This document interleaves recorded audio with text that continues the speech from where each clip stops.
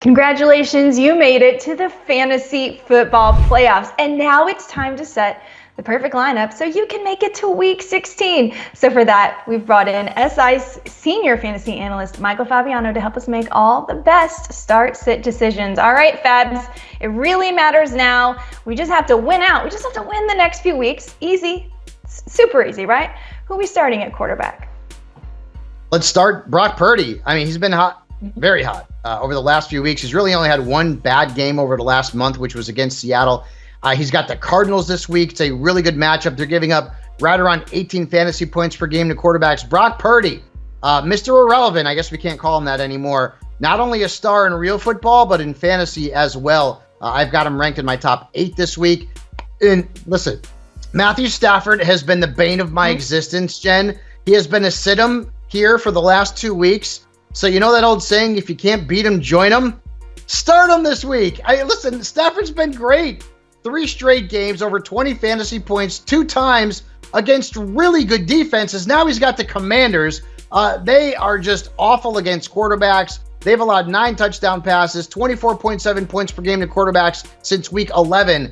Matthew Stafford is a top 10 option. Yeah, he was on my list of fantasy quarterbacks to roster for your playoffs, and I think we're going to get a little spicy here in this next section, Fabs, because you have someone on your sit list, and I think you'd even start Matt Stafford over this stud quarterback that you say, hey, beware. It doesn't matter if he's going to yell at the refs, slam his helmet. Beware. Might not work out. He used to be a stud quarterback, but right now he's not. I mean, and that's Patrick Mahomes. Don't come at me on Twitter or X and say, Fabs, I said Mahomes for Joe Flacco and you burned me. Be smart about it. But listen, Joe Flacco has been better than Patrick Mahomes in the last 2 weeks. And in 2 of the last 3 weeks where Mahomes and Tommy DeVito have both played a game, DeVito's outscored Mahomes. Listen, maybe it's not Mahomes, it's the offense, the wide receivers or lack thereof. This is not a situation where Mahomes is not talented, because he is. They're just not producing. And he's got New England this week. And their defense has been very tough on quarterbacks, especially lately. And at Gillette Stadium, they've held Jalen Hurts, Tua Tagovailoa, and Justin Herbert all under 13 points. So don't blindly start Patrick Mahomes. I think that's my advice. And Kyler Murray, who's been pretty good since his return from the knee injury, he's got a bad matchup this week, though, against the San Francisco 49ers. Only Jalen Hurts has beaten them for more than 15.3 points in a game since week 10. Kyler's more of a high-end number 2 quarterback in a super flex league. I'd probably avoid him this week if I could. The matchup is not favorable. All right, moving over to the running back position. You're starting one of our former Dallas Cowboys who put up big numbers last week, and then a guy who is arguably in a committee, but he's looked good for the second half of the season. Yeah, Najee Harris has not been great the last couple of weeks, but for the second half of the season, the majority of the time he has been producing for our fantasy teams. And he's got a good matchup this week against the Indianapolis Colts. They have allowed the 4th most fantasy points to running backs overall and the 3rd most points since week 12. So you can start both Najee and Jalen Warren this week. And let's talk about Ezekiel Elliott. He was a stardom in my column last week, had a really good game against Pittsburgh. Now he's got the Kansas City Chiefs. They just gave up 141 scrimmage yards and over 25 fantasy points to James Cook. And if you look at the volume of touches and snaps that Zeke saw last week, he could end up being a top 12 running back this week. On your sit list, you've got a couple of running backs that started the season pretty strong, but there's reason to think maybe we shouldn't trust them. Beware Ken Walker this week. Here's the problem. Last week, he came back from the injury, 9.4 points, and he basically was splitting snaps and touches with Zach Charbonnet, and that's a problem. And now Walker's got the Eagles, who have allowed 4 touchdowns and the second fewest fantasy points to running back. So beware Ken Walker and beware James Conner. And listen, I admit it. The last time I had him as a sit, he went off against Pittsburgh. He had a huge game, over 20 points. But now he's got the Niners. The last time he played San Francisco, that was week 4, 6.6 points. He had failed to score double digits since week 3 before that game against Pittsburgh. James Conner is a risk. You got a couple of wide receivers on your start list that have been kind of cuspy. Is cuspy a word? They've kind of been hard to know whether or not to start. So I'm glad you're giving us the thumbs up on these two. And we'll start off with Zay Flowers, who has blossomed over the last couple of weeks with 20-plus points in 2 straight games. Jen, no, blossomed. I love the matchup this week, too, against the Jacksonville Jaguars. They've allowed the 4th most points to wide receivers over the last 4 weeks, including 5 touchdowns. And Flowers has been very good. Start him, and I like Odell Beckham Jr. this week as well. And then let's go to the squeaky wheel gets the grease trend, and that's Terry McLaurin.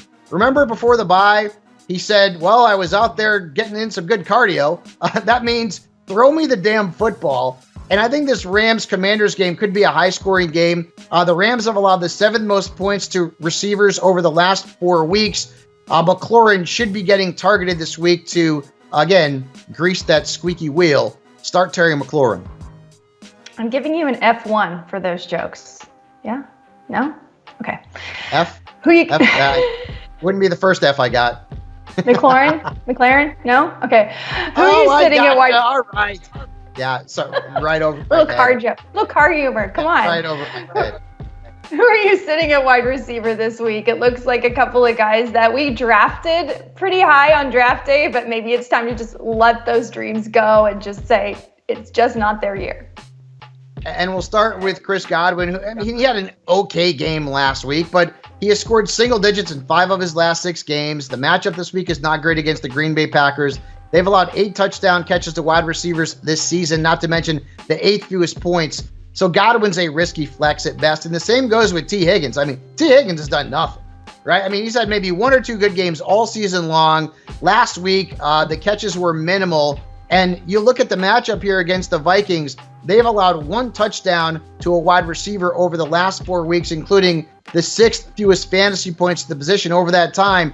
You know, this might have been a really fun matchup between Kirk Cousins and Joe Burrow and Justin Jefferson and Jamar Chase and T. Higgins. Unfortunately, we're going to get Jake Browning against either Nick Mullins or Joshua Dobbs. Sit T. Higgins. Yeah, T. Higgins has broken my fantasy heart this year, but I'm not totally out on Jake Browning. I feel like T. Higgins being there helps Jamar Chase too. So congrats for those of you who have Chase. Moving finally to the tight end position. You're starting Dallas Goedert. It looked like the Eagles needed him, and he's going to be an important part of this offense moving forward. Let's hope so, Jen, because, I mean, last week he only had 4 targets. The numbers weren't great, right? And honestly, I mean, he's failed to score double digits in 4 of his last 5 games. So he's not really been a reliable option from a fantasy perspective. But he's got Seattle this week. Seattle's allowed 9 or more points to tight ends 5 times in the last 7 weeks. So if I can get 9, 10, 11 points from Dallas Goedert, anything more than that is gravy. Tight end is a very thin position. I'm also going to play Isaiah Likely. We told you to play him last week. He had a phenomenal game. I'm not sure he can duplicate that kind of production. But look at the Jaguars defense. I mean, they allowed 20-plus points to tight ends twice in the last 5 weeks. And Isaiah Likely is certainly a part of that offense. And I think, again, that could end up being a high-scoring game in Jacksonville. You're sitting a couple of tight ends that had decent weeks last week. In fact, one of them had a pair of scores, but you say don't trust it this weekend. Right, and I can't do worse than last week. Boy, I butchered the sit-em tight ends. I didn't love Evan Ingram, and he went off. You win some, you lose some. But I did like Kyle Pitts last week, and he did have a good game, but I don't love him against Carolina. This is a matchup here where their defense has allowed the 4th fewest points to tight ends this season. Pitts scored just 6.4 points against them earlier in the year. He's really inconsistent, and it's hard to expect him to have back-to-back good games. And then Hunter Henry, who scored not 1 but 2 touchdowns on his birthday. Hey, that was a nice gift. You're not going to get another one this week against the Kansas City Chiefs. Their defense has not allowed a tight end to score more than 11.7 points in a game this year, and just 3 have scored double digits. So that means the ceiling is very low for tight ends. I think Hunter Henry comes crashing back down to earth. I would sit him. There you have it, folks. The best start and sit advice we have in just under 7-8 minutes, but we have a whole lot more if you go to si.com/fantasy, where you will find Michael Fabiano's complete start sit list for quarterbacks, running backs, wide receivers, tight ends, defenses, and yes, even kickers. It's down to the wire, guys. You got to win every single week. We're going to be here with you to help you win those fantasy football championships.